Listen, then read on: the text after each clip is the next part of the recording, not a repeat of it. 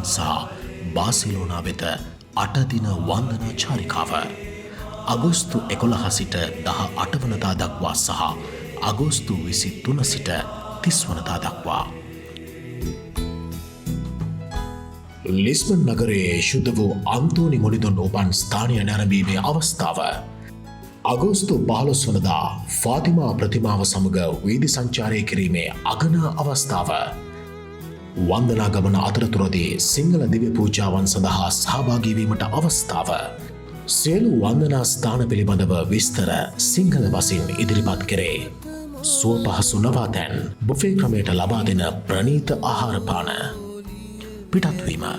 විචෙන්සා වෙරෝනා බ්‍රේෂියා සහ මිලානෝ නගරවලින් ඔබේ ආසනය අතම වෙන් කරවා ගන්න. ජූලි මස පළමුවැනිදාට පෙර ආසන වෙන් කරවා ගන්නා අයට